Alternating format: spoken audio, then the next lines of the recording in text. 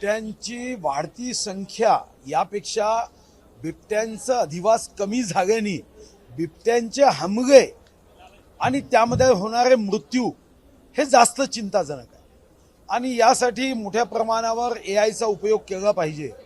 ताडोब्यामध्ये आपण छोटा प्रयोग केला होता आणि या प्रयोगामध्ये यश आलं, ज्याचं कौतुक विश्वगौरव देशाचे पंतप्रधान नरेंद्र मोदीजींनी मन की बातमध्ये केलं।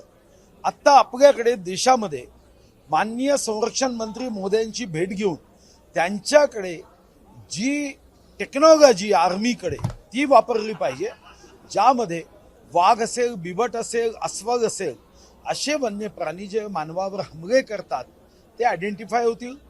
त्या माध्यमातून आपण सायरन वाजवू शकू, अलर्ट करू शकू। एआयचा उपयोग करणं आवश्यक आहे। स्थानांतरण रिलोकेशन करणं आवश्यक आहे, ज्याच्यामध्ये भौगोलिक क्षेत्रामध्ये असणाऱ्या प्राण्यांची संख्या वाढेल। तिसरा मुद्दा आहे तो आहे प्रायमरी रेस्क्यू टीम। मागच्या 1 वर्षामध्ये त्यांना देण्यात येणारा निधी जो आहे तो बंद झाला आहे। आता रोजंदारी वनमजुराचे पैसेही गेले 6-6 महिने काही चंद्रपूर सारख्या जिल्ह्यामध्ये थकीत आहे। ते पैसे देणं गरजेचं आहे, कारण त्यांचं मोरल जर कमी झालं तर मग जंगल क्षेत्रात ते काम करण्यामध्ये कमी पडतात। बिबट्यांच्या बाबतीत नसबंदीची अनुमती केंद्राकडून त्यांनी जी मागितली त्याच्यामध्ये केंद्राने जो अनुमती दिली की 5च बिबट्यांची नसबंदी करा आणि 3 वर्ष प्रयोग करा, मला वाटतं की राज्य सरकारने सन्माननीय माननीय मुख्यमंत्री महोदयांच्या नेतृत्वामध्ये हे शिष्टमंडळ गेलं पाहिजे। आणि 5 का 5 आकडा अधिकाऱ्यांनी कुठून काढला, 500 का नाही? नसबंदी करण्यासाठी सायंटिफिक पद्धत आहे, तर मग या सायंटिफिक पद्धतीमध्ये 500 जर बिबट आपण नसबंदी केले तर त्यातून मग 3 वर्षाची मुदत मी समजू शकतो। पण 5 बिबट्यांवर करायची 3 वर्ष वाट पाहायची हे अनाकलनीय आहे आणि या बाबतीमध्ये या निर्णयामध्ये पुन्हा एकदा फेरविचार झाला पाहिजे। एक मुद्दा आवश्यक आहे की ज्या मुद्द्यांमध्ये जी बिबट सफारी आपण करतोय ती मगा सन्माननीय आमदार साहेबांनी एक मागणी केली आणि ते म्हणाले की 1000 नर आणि 1000 माद्या अशा 2 सफारी करा। तर त्याचाही विचार 1000 एकदम जास्त झाल्या, पण 500-500 ची तरी केली पाहिजे, तर त्याचा उपयोग निश्चितपणे होईल।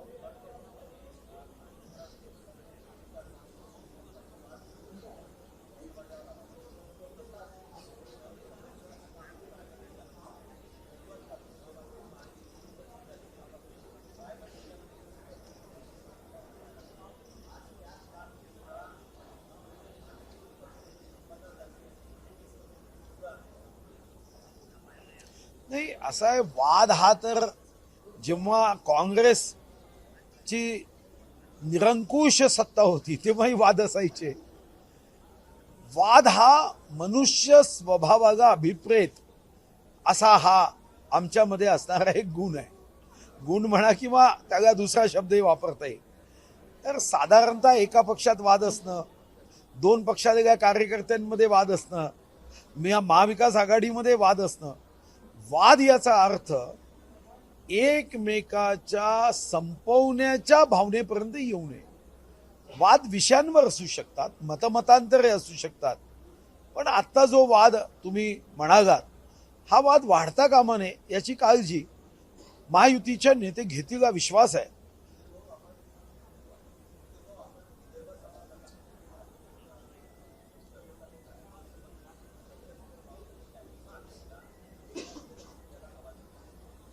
वेगळ्या विदर्भाच्या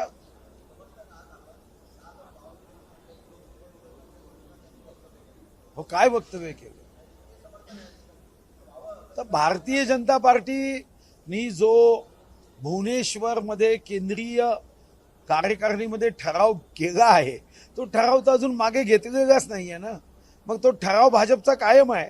फक्त एवढंच आहे की 14 मध्ये आम्हाला स्पष्ट बहुमत एखाद्या राज्याचा ठरावासाठी करता येईल असं बहुमत नव्हतं आणि आम्ही ज्यांच्यासोबत सरकार बनवतो ते पक्ष कधीही या बाजूनी समर्थन द्यायला तयार नव्हते। मी सुद्धा 95 ते 99च्या मधात स्वतंत्र विदर्भ राज्याचा ठराव मांडला होता, पण कोणीच त्याला समर्थन द्यायला आजही तयार नाही। आजही आदित्य ठाकरे साहेबांनी स्वतंत्र विदर्भ राज्याचा ठराव मांडावा विधानसभेत. गुरुवारी सत्तारूढ पक्षाची आज चर्चा आहे, गुरुवारी विरोधी पक्षाची आहे. त्यांनी स्वतंत्र विदर्भ राज्याच्या मागणीचा ठराव आदित्य ठाकरे साहेब किंवा त्यांच्या पक्षांनी मांडावा. मी समर्थन देईन.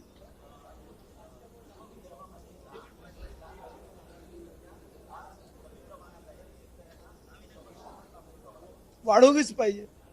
शेतकऱ्याचं धान वेगाने खरेदी करता यावं यासाठी जर धान खरेदी केंद्र हे 10 असेल, अपुरे असतील तर ते वाढवलंच पाहिजे. विदर्भात अधिवेशन घेऊन जर धान उत्पादकाला मदत करता येत नसेल आणि विधानसभेच्या चर्चेमध्ये पुन्हा मुंबईच मुंबई असेल तर मग विदर्भाच्या सर्वांना चिंता करावी लागेल.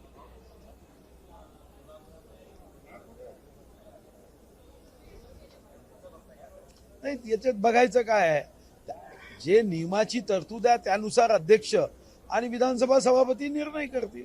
त्याच्यात मी बघायचं काहीच कारण नाही, कारण तो पूर्ण निर्णय हा सन्माननीय अध्यक्ष महोदय, सन्माननीय सभापती महोदयांचा.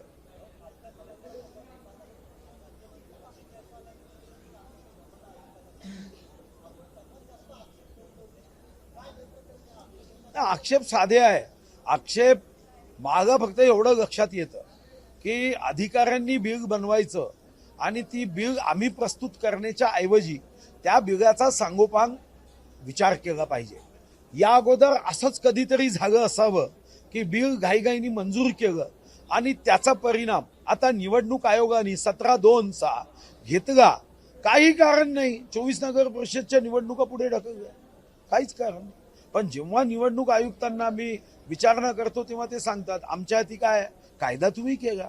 मग कायदा करताना आम्ही पूर्ण होशो हवासमध्ये चर्चा मंथन करून केलं पाहिजे.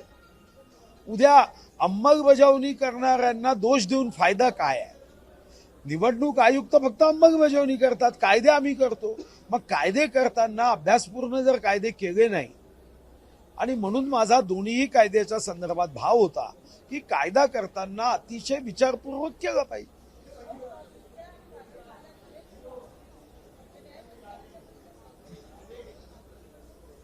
काय नाही पोचला?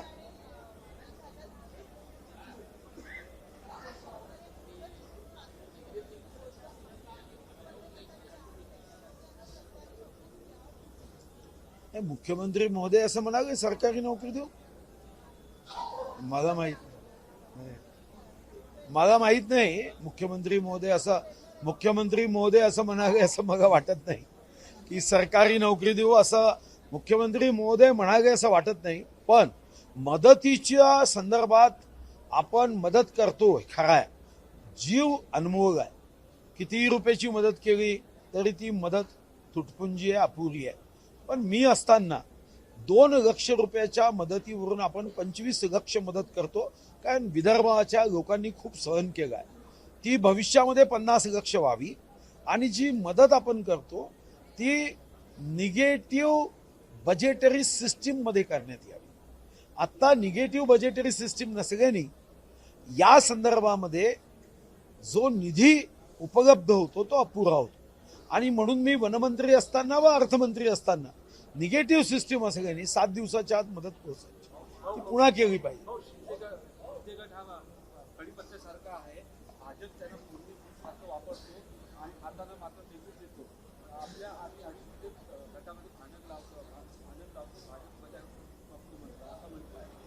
नाही, हे कोणी म्हणतो उद्धव बाळासाहेब ठाकरे. हा मग ते म्हणतीलच, त्यांचं काही चूक नाही आहे. कारण एकनाथ शिंदे साहेबांनी जी क्रांती केली त्या क्रांतीनंतर एकनाथ शिंदे साहेबांच्या संदर्भात 24 तासात कोणत्याही मिनिटाला चांगलं भावना येऊच शकत नाही. तर ते म्हणतील, त्याच्यावर काही गंभीरतेने लक्ष ना एकनाथ शिंदे साहेब देतात ना मला वाटतं कोणी द्यावं.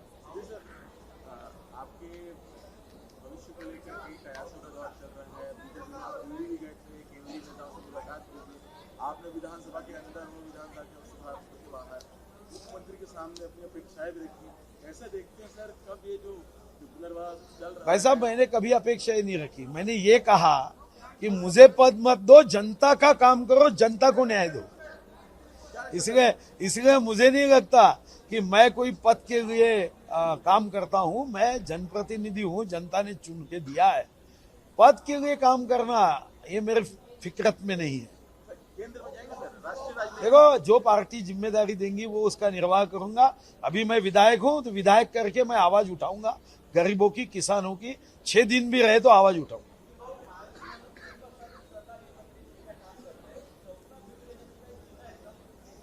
असं आहे, आता तर काही काम नाही आहे. जसं मी जर तुम्हाला विचारलं की तुम्ही जेवण करून आल्यावर तुम्ही पुन्हा जेवायला 10 मिनिटांनी चालता का, तर तुम्ही उत्तर काय द्याल? नाही. आता आवश्यकता आहे का? आवश्यकता पडेल तेव्हा बघू ना. आता काय 4था 5वा 6वा बिडू जेव्हा आवश्यकता असेल. आज आवश्यकताच नाहीये. आम्हीच असे 237 आहोत. आता आमच्यासाठीच गाडीत जागा नाही आहे आणि पुन्हा तुम्ही बाहेरचे घ्या म्हणताय. देशमुख हत्ये प्रकरणातील फरार आरोपींना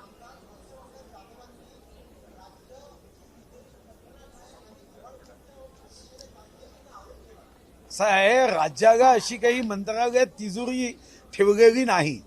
पहिल्यांदा मगही वाटायचं कोणती तरी तिजोरी आहे आणि त्या तिजोरीची चाबी असते आणि तिजोरी खडखडाट आहे. असं नाही आहे. आपली ट्रेझरी आहे. रोज शेकडो कोटी आपल्या अकाउंटमध्ये येतात आणि शेकडो कोटीत जातात. अशी खडखडाट आहे असं म्हणणं योग्य नाही. महाराष्ट्राची जनता, शेतकरी, व्यापारी, उद्योजक यांना सॅल्यूट केलं पाहिजे. मेहनत करतात, कष्ट करतात. रात्रंदिवस यांच्या कष्टातून महाराष्ट्र उभा होतोय. हा कामगार कष्ट करतो, शेतकरी कष्ट करतो. ते ही तिजोरी, ज्या तिजोरीच्या मागे इतक्या लाखो लोकांचे कष्ट आहे, तपश्चर्या आहे, त्याग आहे, ती तिजोरी ही रिकामी नाही. महाराष्ट्राची तिजोरी, माझा विश्वास आहे या कष्टकऱ्यांच्या आशीर्वादाने कधीच याच्यात खडखडाट होत नाही. मी 11,975 कोटी रेव्हेन्यू सरप्लस केला होता, जो स्वातंत्र्यानंतरचा हायएस्ट होता. तर मला वाटतं की महाराष्ट्राची तिजोरी अद्भुत आहे. पैसे संपत नाही. सुधीर भाऊ, देशमुख हत्ये प्रकरणातील फरार आरोपींना लवकरात लवकर